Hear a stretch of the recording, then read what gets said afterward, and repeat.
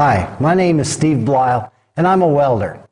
From fabrication and repair shops to backyard garages, arc welding is one of the most common and versatile methods of joining metal. This is the SMAW, or shielded metal arc welding process. Electric current from a welding machine produces an arc between the base metal and a consumable electrode, which is the welding rod. That arc burns the flux coating on the rod, creating gases that shield the weld area from coming in contact with oxygen in the air. The gases surrounding the arc are superheated, causing the base metal to melt, while the filler metal from the rod is being deposited into the molten puddle. Whether you're learning to weld to build something or make repairs, the first step is to learn how to consistently run a good weld bead. Before we start burning rod, though, there are a few things you should know about the equipment we'll be using. So let's begin with the welding machines. The job of a welding machine is fairly simple, and that is to provide a steady, controllable current to the electrode. Now, regardless of the size or shape, welding machines will provide either alternating current or direct current to the electrode. And this little machine gives you the choice of either AC or DC. The main advantage of alternating current is that it's easier to produce. They use simple transformers, so you generally get more power for your money. This one will give you 225 amps on AC, but only 150 amps on DC. If you think about alternating current, the electrons are moving back and forth, and at the point where the electrons change direction, the flow or current actually stops. Certain welding rods have been designed with stabilizers in the flux to help maintain and control the arc through these amperage lags. So if you're using a welding machine that provides alternating current to the electrode, you want to make sure to use a welding rod designed for alternating current. Most welding shops and professional welders use machines that provide direct current to the electrode. And in my shop, I use a 250 amp DC machine. Direct current provides a steady flow of electrons in one direction. The polarity, or direction of flow, is determined by how the leads are connected to the positive and negative terminals on the welding machine. And many of the newer welding machines have a switch to choose the polarity. DC EP, or DC plus, is direct current electrode positive. The electrode is connected to the positive and the ground is connected to the negative terminal. Current is generally considered to flow from negative to positive, so with the electrode positive, the arc actually travels from the metal up to the welding rod. This causes the tip of the rod to superheat. For general purpose welding, all the common welding rods use DC EP with the electrode positive. DC EN, or DC minus, is direct current electrode negative. The electrode is connected to the negative terminal and the ground is connected to the positive. With DC EN, the flow is from the welding rod to the metal, so the rod stays cooler and the metal gets the heat. This is used with certain rods for high-speed sheet metal welding. When you're starting out, you'll probably be welding with a machine that's put in front of you. And basically, if it's in proper working condition, you can weld with it. Keep in mind, though, that welding machines will weld differently. Even two identical machines may not operate quite the same. So while you're learning to weld, try to use the same machine as much as possible. Welding leads are insulated copper wire and come in sizes like a number 4, 2, 1, and single-aught. The larger the number, the smaller the diameter. The size welding lead you need to use depends on how many amps you'll be using and how long the lead is. And welding supply stores have charts to determine the size lead you need to use. On the end of the main lead, I use a quick connect with about 15 feet of number 4 lead and the electrode holder. This is called a whip. The smaller lead is a little more flexible and easier to deal with. This is a 200 amp electrode holder. Larger ones like 250 or 300 amp are available if you're mainly using big rods with high amperage settings. But for general use, the 200 amp is more comfortable. And I usually call this the stinger. Another type of electrode holder is available where you stick the rod in and twist the handle. If you need the rod at a different angle, you can just bend it. You also need a ground clamp. And I use a quick connect here too, in case I need to add more lead. Now, the light from arc welding is extremely bright. You need filter lenses both to be able to see the molten weld puddle and to protect your eyes from getting burned. These are typically available from a number 8 to a number 14. The lower the number, the lighter the lens. From what I can tell, some people are more sensitive to this light than others. A number 8 filter lens is way too light. Industry recommends a number 10, and I use a number 9. The lens has to be dark enough to protect your eyes, but light enough so you can clearly see the weld puddle. If you're welding with big rods using high amperage, you may want a shade darker lens than normal. And if this filter lens gets chipped or cracked, replace it.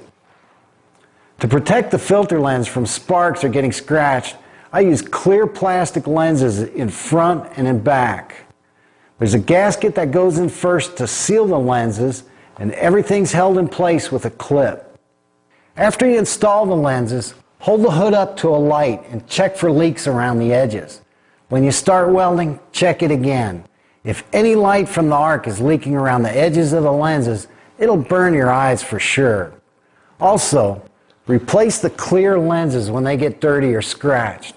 Having a clean lens makes a big difference in allowing you to clearly see the weld puddle. Okay, the last thing we need are welding rods. So let's take a look at some of the common ones. Some of the more common welding rods for carbon steel are E6010, 6011, 6013, and 7018. And the numbers are written right on the rods. These numbers actually mean something, so let's take a look at E6010. The E designates an arc welding electrode. The first two numbers, in this case 60, indicate that the filler metal has a tensile strength of 60,000 pounds per square inch. Depending on certain conditions of the weld, you may get a little more or less, but it'll be close to that. The 70 and 7018 indicate 70,000 pounds per square inch. So the first two numbers indicate tensile strength, and tensile strength is the force it takes to pull it apart. The third number indicates the position the rod can be used in.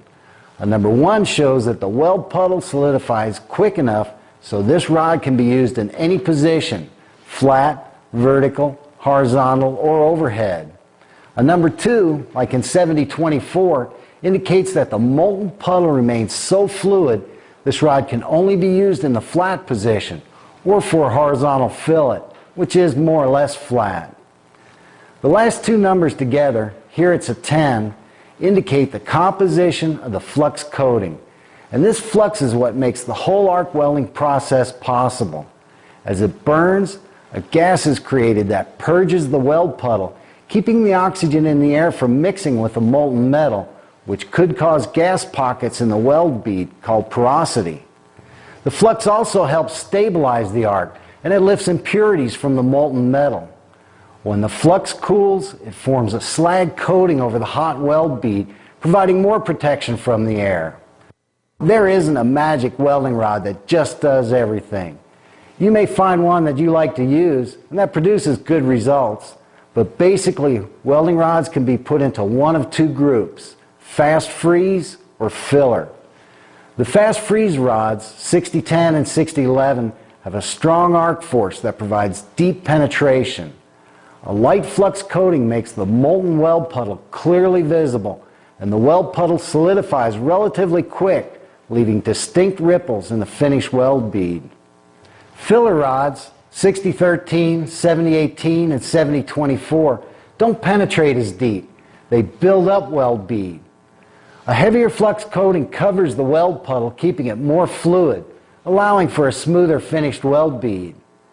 So where exactly do you use these different welding rods? 6010 is used strictly on DC plus and 6011 on AC or DC plus. The strong arc force of these rods can blow off rust and paint, making these a good choice for repairs or modifications where the metal can't be completely cleaned. Also, these rods are often used as a first pass to provide deep penetration or to fill gaps and fit-ups that are less than perfect, then covered with a filler rod. 6013 was actually designed for high-speed sheet metal welding on DC-, but these rods can also be used on AC or DC+ for general-purpose welding and light fabrication. With stabilizers in the flux, 6013 is probably the easiest of all the rods to use, and it produces a smooth finished weld bead. 7018 is a low hydrogen rod with iron powder in the flux. It's generally used on DC+, and an AC 7018 is also available. These produce the highest quality welds and were developed for situations where there's extreme stress on the weld joint. It can be used to weld some of the harder low alloy steels on cast steels, and when making heavier welds, the low hydrogen characteristics prevent the weld from cracking because of the expansion and contraction of the metal. Iron powder in the flux provides a high filler metal deposit rate, which means you can put more metal down faster. 7018 produces a smooth finished weld bead, but does require clean metal and a well-prepared joint. 7024 was used extensively in fabrication before wire feed. A heavy flux coating produces an extremely smooth weld bead, but these rods do require clean metal and a slightly higher amperage setting. 7024 can be used on DC+ or AC, and the 2 does indicate that this rod can only be used in the flat position. 6010, 6011, 6013, and 7018 are common rods and should be available everywhere. There are other welding rods, and they'll either be a fast freeze or a filler, with a different tensile strength, a slightly different flux covering, and usually designed for a specific purpose. Now, each of these rods has distinct characteristics, but there are some basic fundamentals that are common to all of arc welding. We'll start with the fast freeze type rods because the light flux allows you to see the molten weld puddle clearly. The fast freeze rods 6010 and 6011 are similar, and the same techniques can be used with either one. 6010 on DC+ might freeze or solidify a little quicker.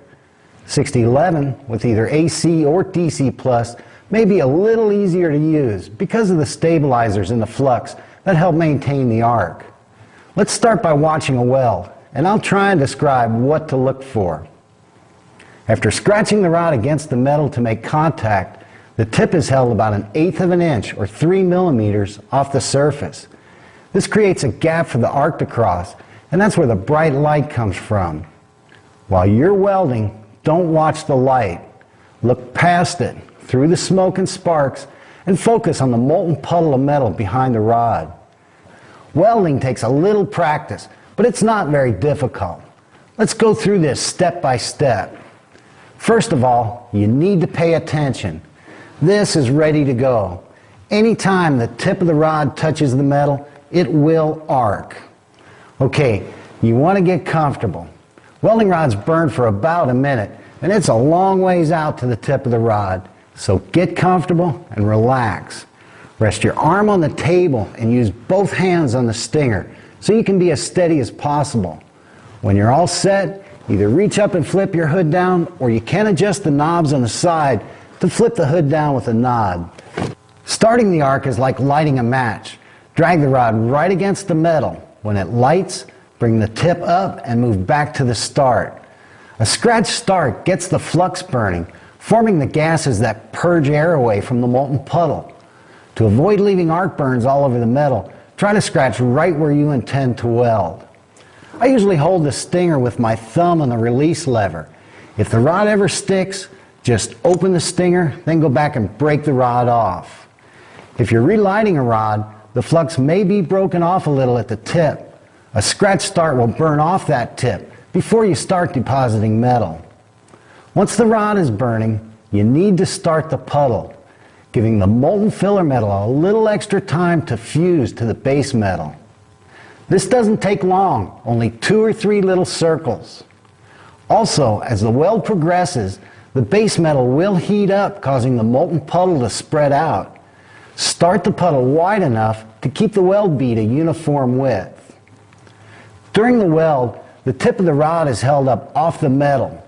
This is called the arc gap. Having control of this arc gap is one of the first and may be the most important thing you need to learn. As you're moving along to build weld bead, the rod is being consumed, so you also have to be moving in. And the whole time you need to maintain a constant, uniform gap between the tip of the rod and the base metal. If the tip of the rod is jammed right down on the metal, the arc doesn't have time to heat up the base metal. The weld bead kind of squirts out the back, not tying in well on the sides. If the arc gap is too long, the arc itself can jump around. Penetration will vary and you lose control of how the filler metal is deposited.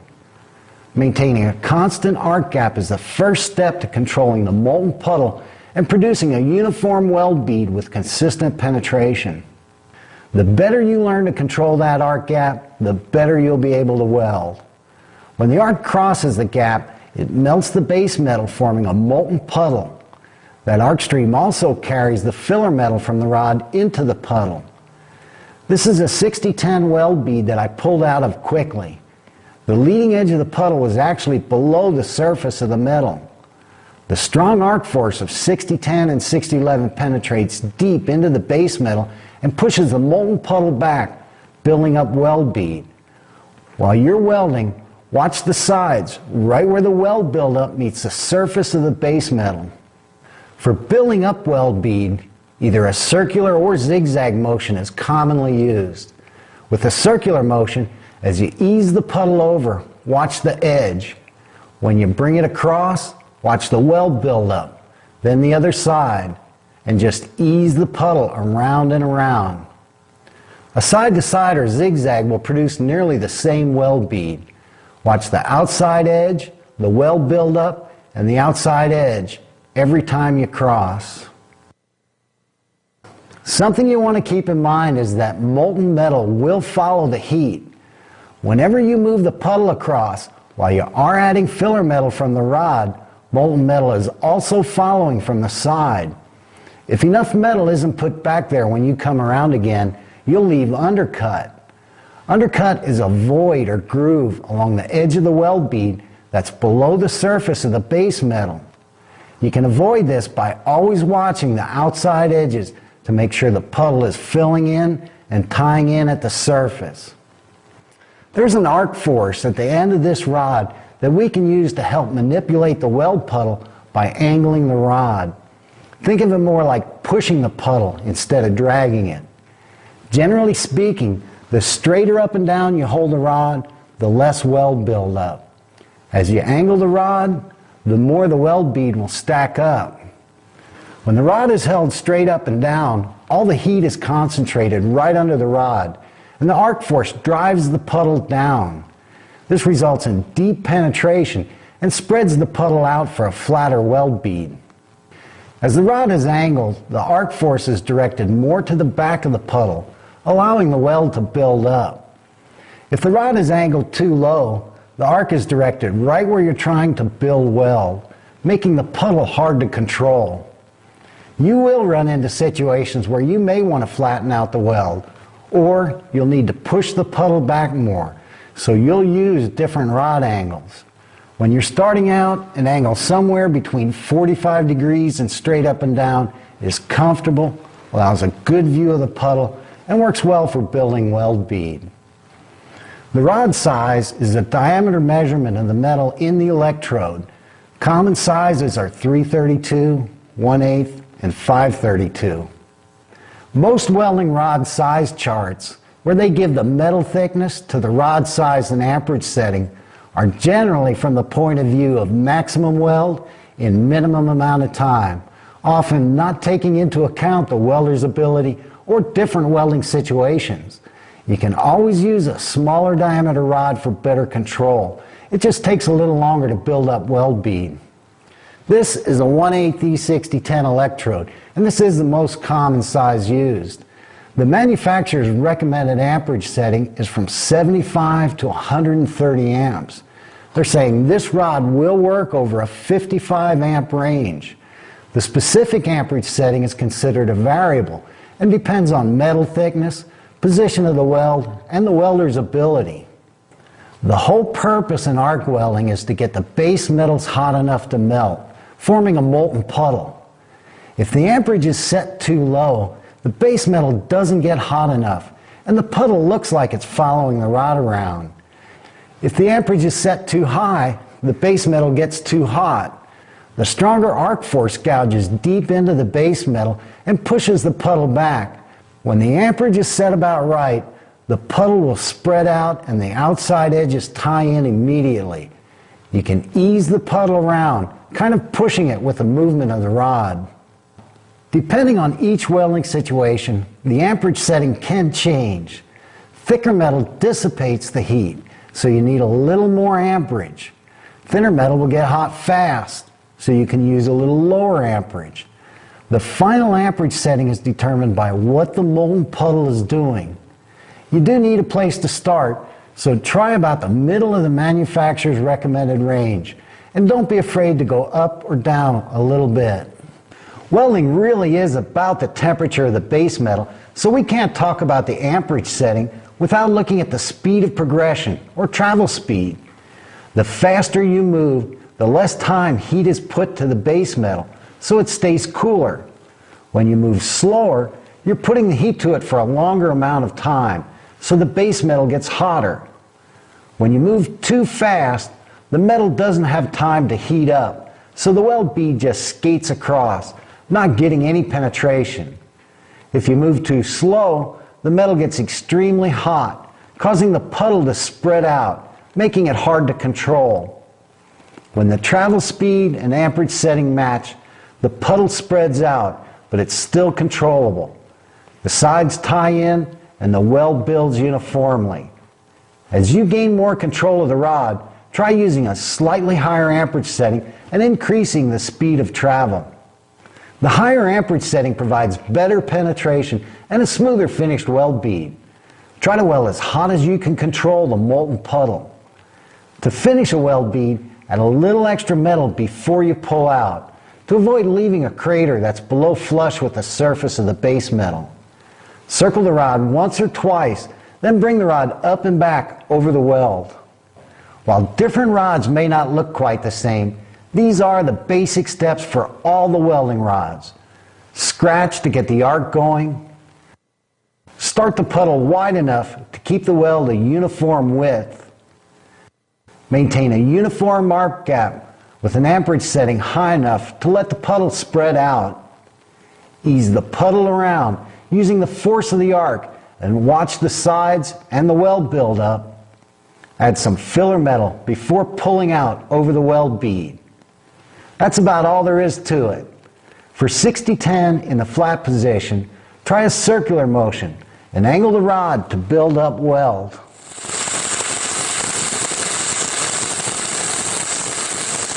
Watch the molten puddle, not the light. Keep the circles tight for a smoother weld bead. A zigzag motion will produce about the same weld. Watch the edges to make sure they're filling in and ease the puddle back and forth. Because of the strong arc force and light slag, you can also use a whip or step motion, and this is what makes the fast freeze rod so versatile. The tip of the rod is moved back so the arc is actually brought out of the puddle. Then molten metal is pushed back in. With the step motion, watch both sides and the weld build up every time you push the puddle in.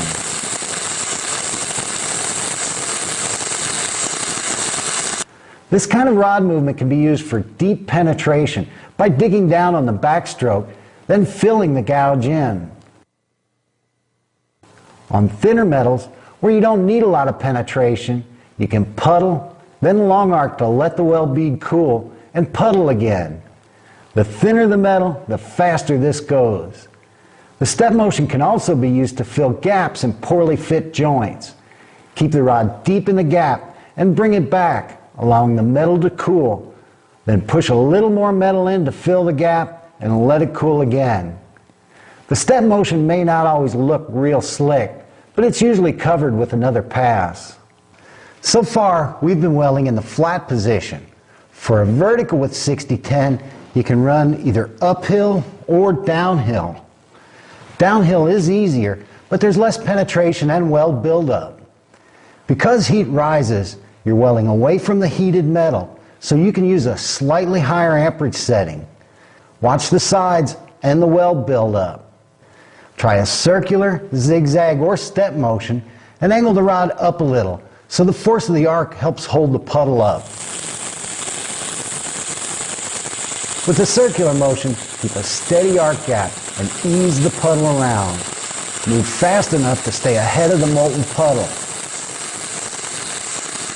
If the puddle wants to drip down, try moving faster, or maybe even a slightly higher amperage setting. When you weld uphill, you'll be welding into the heated metal, so turn the amperage down a little. Angle the rod up so the force of the arc doesn't blow the puddle out. An uphill weld really gouges into the base metal, making undercutting a potential problem. So pay particular attention to the sides of the puddle and watch the weld buildup underneath the rod. If the base metal gets too hot, the puddle may fall out, or you might burn a hole right through the metal. Mess with the amperage setting and your travel speed until you can carry that puddle right uphill. A horizontal weld is a cross, and you want to angle the rod to push the puddle up. Keep the rod nearly perpendicular to the metal or angle into the weld a little bit. If you angle the rod too far, the arc force can blow the puddle out.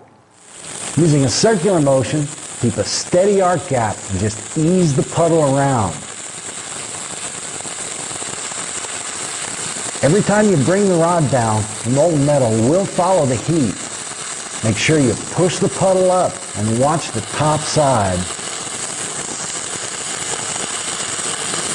If the bead is wanting to sag down, try a faster travel speed to keep the base metal cooler. That leaves us with overhead, straight up and down. Overhead is about the same as welding flat, just a little more awkward. The real challenge is to find a comfortable position so you can keep the rod steady. Your welding hood should have an adjuster to help hold it up, so you don't have to bend your neck back so far. Now, believe it or not, the molten puddle doesn't want to fall out. Unless you blow it out with the arc force, the molten metal wants to stay with the heat. It likes the heat. Hold the rod nearly straight up and down or angled slightly in the direction of travel, away from the weld. Try a circular motion and just make the puddle look the same as when you're welding flat. All the sparks will be coming your way, so wear protective clothing like a leather coat, some good gloves, and I like to cover my ear with a hat. Getting burned is a little distracting when you're trying to run a good weld bead. 60-10 and 60-11 won't give you a smooth finished weld bead, but they do provide deep penetration in weld joints and when making repairs. 60-13 welding rods were developed for welding sheet metal on DC-. The rod is held perpendicular to the metal with a tight arc, and the travel speed is as fast as you can go without having the weld bead skip. Today, 60-13 is more often used for general purpose welding with AC or DC+, and it is a good rod for the small, low amperage welding machines. One of the first things you'll notice about 60-13 is that there's a heavier slag coating on the weld bead. The slag even covers the top edge of the weld puddle. This keeps the puddle more fluid, helping to produce a smoother, finished weld bead. Typically, 60-13 is available in 332, 1/8, and 532. 1/8 is the most common size used, and try starting with an amperage setting around 130 amps on AC or 115 amps on DC. Because of the slag covering, the differences in the appearance of the weld are a little more subtle, but when the amperage is set too low for the situation, the puddle will follow the rod around, taking longer to tie in on the sides. The heavier slag may even interfere with the arc. If the amperage is set too high, the molten puddle and slag are extremely agitated and remain molten longer. When the amperage is about right, the weld puddle spreads out, tying in and moving easily with the motion of the rod. In the flat position, you can run straight or try a little side-to-side motion. Angle the rod somewhere between 45 and 90 degrees to build up weld bead. Scratch start the puddle, and maintain a short arc gap, even to the point of lightly resting the tip of the rod on the metal. Watch the puddle. The slag covers the top edge, but you can still get an idea of the weld buildup. Watch the sides to keep the weld bead straight, and just ease the puddle side to side.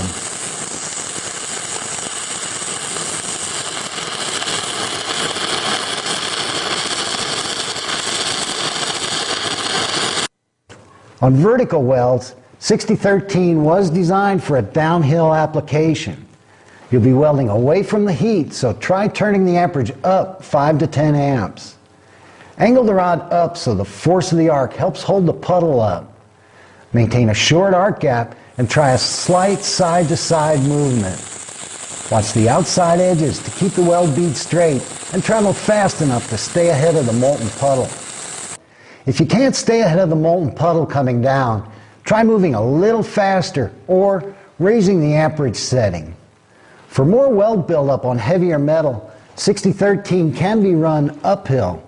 Start by turning the amperage down 5 to 10 amps. Try using a side-to-side motion, moving up fast enough to keep the puddle from dripping down. Make sure the sides are filling in to avoid leaving undercut. To make a horizontal weld, angle the rod up to help push the puddle up. Keep the rod nearly perpendicular to the metal or angled back into the weld just a little. Maintain a short arc gap and constant travel speed to produce a smooth weld bead. The molten slag will run down, covering the bottom, but watch the top side of the puddle. Move fast enough to avoid excessive weld buildup.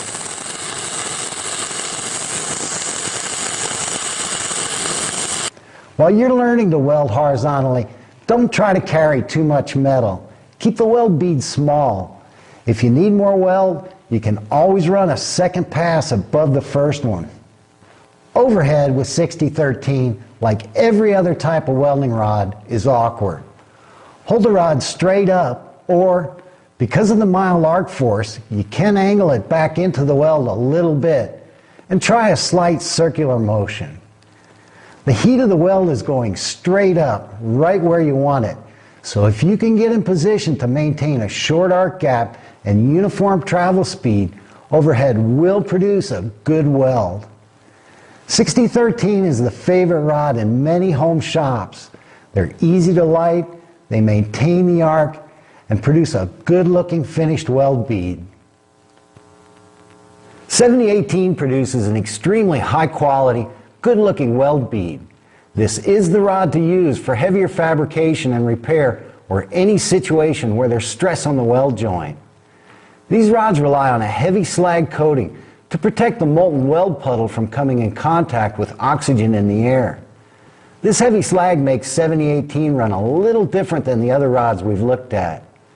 With the fast freeze rods, 6010 and 6011, the molten metal in the weld puddle is completely visible. Slag covers the top edge of the molten puddle with 6013, but the filler metal and slag solidify pretty much at the same time. With 7018, the entire weld puddle is covered by molten slag. The filler metal actually solidifies underneath, while the slag stays molten on top. If you keep in mind that what you see is molten slag and understand what the metal is doing underneath, 7018 is fairly simple to use. And even though the metal is solidifying underneath, watching the molten slag behind the rod will give you an idea of the weld buildup. 7018 is a little more sensitive to arc gap and rod movement. Make sure you're comfortable so you can be as steady as possible. A scratch start will get the flux burning before you deposit any metal. If you're relighting a rod, there's usually slag covering the tip. You may have to bump the rod to break that slag, then scratch to get going. Once the rod is lit, start the puddle. Besides tying in and getting started wide enough, this gives a little extra time for the gases to cook out of the molten puddle. If you move too quick, gas pockets may cause voids in the weld bead called porosity. Most times they're not even visible until you grind into the weld bead. Porosity can also be caused by welding on metal that's rusted, painted, or has any contaminants on it like oil or grease. 7018 does require clean metal. After the puddle is started, try a little side-to-side motion, maintaining a constant short arc gap. In some situations, you can even lightly rest the rod on the metal. With a mild arc force and slag covering the puddle, you do want to avoid letting the rod burn up or pulling the rod away from the metal. You don't want to let that slag cool, so keep the arc in the puddle. The typical rod sizes are 332, 1/8, and 532. Because the flux contains iron powder, which deposits more metal in the weld puddle, 7018 requires a little higher amperage, and these settings may vary up or down depending on metal thickness, weld position, and your ability to control the movement of the rod. With molten slag covering the entire puddle, you depend more on how the puddle acts than how the puddle looks. If the amperage is set too low for the conditions, the puddle won't spread out, taking longer to tie in on the sides. The rod might stick or go out. If the amperage is set too high, the puddle is agitated and extremely fluid.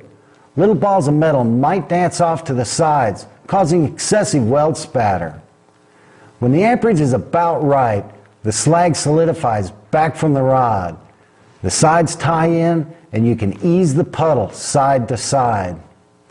Here again, as you gain control of the arc gap, rod movement, and travel speed, you'll find that 7018 runs easier and cleaner with the amperage set a little to the hot side. The angle of the rod not only affects how the filler metal is deposited, but how the molten slag will behave. If the rod is held straight up and down, the slag can get in front of the weld puddle. If the rod is laid too far down, the flux coating won't burn evenly and the rod may stick. When the rod is angled between 45 and 90 degrees, the slag is forced back where it belongs, over the molten filler metal. Welding in the flat position is fairly simple. Remember to relax, get comfortable, and use two hands on the stinger. Try to maintain a short arc gap and constant travel speed.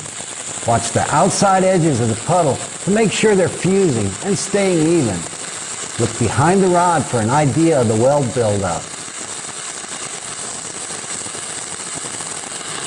In the flat position, even 532 rods are fairly easy to control if your welding machine can produce enough amperage and there's plenty of metal to carry the heat. For a horizontal, we'll be welding across. If you're just starting out, try using a 332 rod. The smaller puddle is a little easier to control. Normally, I weld from left to right because I can see the puddle better. For 7018 in a horizontal, I move from right to left. You can weld in either direction, whichever is more comfortable. Angle the rod up and back into the weld a little. The puddle is fluid, so keep moving to avoid excessive weld buildup. Molten slag will cover the bottom, but watch the top side to keep the bead straight and avoid undercut. If the weld bead wants to sag, try increasing the travel speed. You want to go slow enough to let the molten metal fuse, but fast enough to keep the base metal from overheating, which causes the puddle to get more fluid and sag. Vertical welds with 7018 are made uphill. Start at the top and scratch down to where you want to start the puddle. You can run straight up or use a side-to-side movement. When I do this, it feels like there's a slight arc in the motion. Move across the center relatively quick. As soon as the puddle ties in on the side, cross back and keep on going. The amperage setting and travel speed go hand in hand, especially when you're going uphill. Maintain a constant short arc gap Don't let the rod burn away, and don't jam the rod into the puddle. As you gain experience, you can carry more metal, but try starting out with a 332 rod and keep moving. You don't want the base metal overheating, which is the main reason the puddle falls out. Overhead with 7018 produces an excellent weld. The heat is going right where you want it. Try about the same amperage you'd use for welding flat, and hold the rod nearly straight up and down or angled slightly into the weld.